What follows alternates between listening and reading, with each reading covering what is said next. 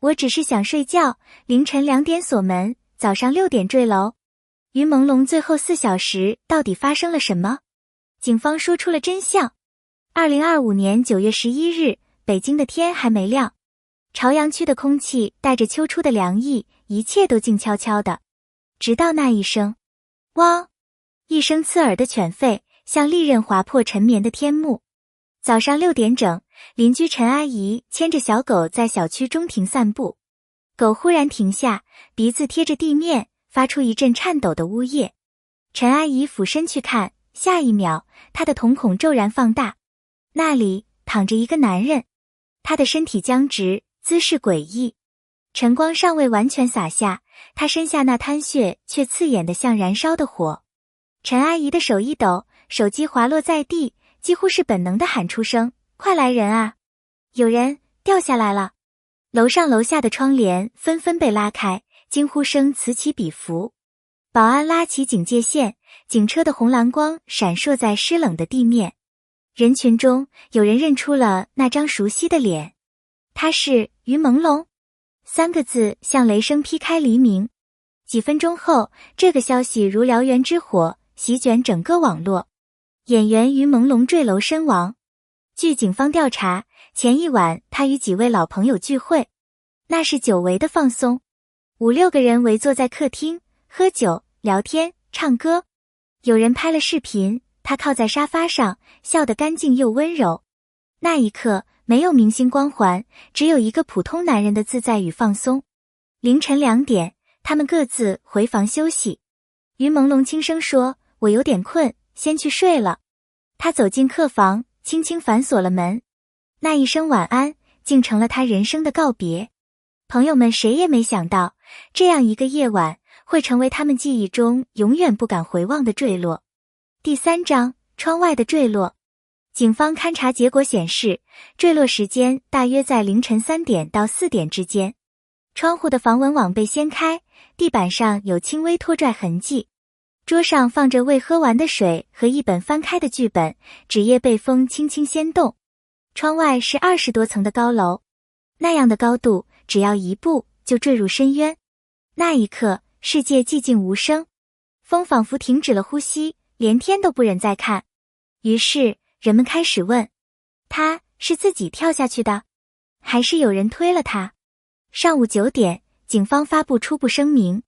经调查，现场未发现打斗或他杀痕迹，排除刑事犯罪。简短的几句话，却让舆论更为躁动。那他为什么要跳？有没有遗书？是不是被人害了？网络像被丢进油锅的火星，迅速沸腾。各种版本的故事开始疯传。有人说他事业受挫，有人说他情感不顺，有人干脆编造出阴谋论。警方再次声明，请公众理性，不要传播未经证实的信息。但真相此刻像被风卷起的纸，越飘越远。8月29日，他发了人生最后一条微博：花很美，水也静，心若不乱，风自无声。配图是他在公园的背影，阳光透过树叶落在他肩头，整个人安静又温暖。粉丝们那时只是觉得他文艺，可如今再看，那份安静像极了深夜前的平静。评论区成了海洋。你说好要拍新剧的呢？你不是说要旅行吗？为什么不和我们多说一句话？那条微博下的留言如今超过100万条，每一句想你都像在夜色中点燃的烛光。3年前，他的事业陷入停滞。曾经的他是古装少年的代表，笑容清澈，眼神干净。但随着新一代流量涌现，他的名字渐渐被推到人潮之后。他开始拒绝采访，不接通告，社交平台上几乎消失。朋友劝他，你该出来了，换个剧本，重新开始。他只淡淡笑道，我怕的不是重新开始，我怕的是再也找不到方向。后来朋友才明白，那句话不是玩笑，那是一种深藏的绝望。他是那种永远温柔的人。刘瑞麟在悼念文中这样写道，每次见到他，像春天的风。他不抽烟，不骂人，拍戏从不迟到。收工后常一个人泡茶、画画。他说，只有安静的时候，我才能听见自己。但越温柔的人越容易崩溃。一位化妆师回忆，他那天拍广告时还笑着问我最近好吗？可我看得出他眼神空了一下，那一瞬的空洞，也许就是崩塌的裂缝。解散的公司与孤独的夜。7月底，他解散了自己一手创办的小公司，那家公司是他重新开始的希望。签字那天，他独自走出办公室，雨下得正大。有人看到他撑伞走在街上，步子慢得像每一步都在告别。之后，他的朋友圈再没更新。据朋友透露，那段时间他严重失眠，他吃了药也睡不着，经常半夜给我发在吗？第二天又道歉说没事，我只是想睡觉。那句我只是想睡觉，在后来成了最令人心碎的遗言。坠楼前的最后聚会。9月10日晚，那场聚会看似轻松，他们庆祝他广告拍摄顺利完成。朋友还拿出蛋糕笑着说，你看，你还是有观众的。他举杯，笑得很温柔，谢谢，有你们真好。凌晨1点，他们还拍了合照。照片里的他，笑得像个被光照着的人。那笑容，如今成了无数人手机相册里舍不得删的一张。凌晨2点，他回到客房，轻轻锁门。那一声咔嚓，成了世界隔绝的声音。警方在他口袋里发现2块手表，一块旧的，一块新的。有人说那是暗号，也有人猜测是留给父母的礼物。但根据家人证实，那只是他平时的习惯，旧的有情节，新的是广告赠表。窗户的防蚊网被撬开，法医检测显示没有他人指纹。他似乎自己动手掀开了那层防护。也许那一刻，他并不是想死，只是想透口气，想看看夜空。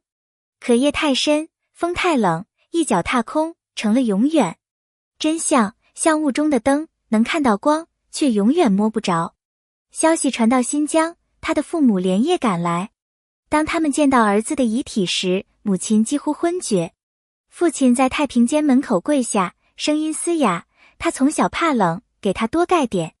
那一幕，所有在场的工作人员都落泪。离开殡仪馆时，2位老人挽着手，步履蹒跚。他们没有哭出声，只是一直低头。悲伤有时不是泪，而是那种彻底的空。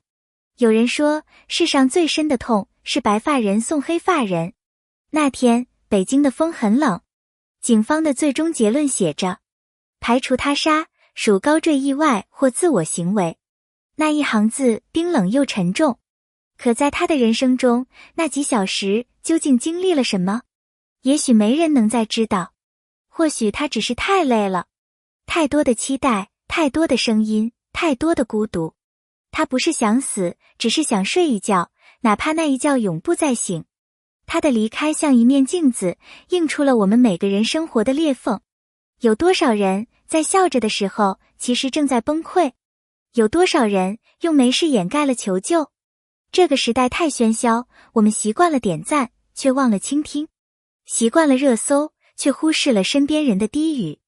请记得，每一个笑着说我没事的人，都可能在深夜流泪。每一个温柔的人，也需要被温柔对待。如果你此刻也感到疲惫，请不要放弃。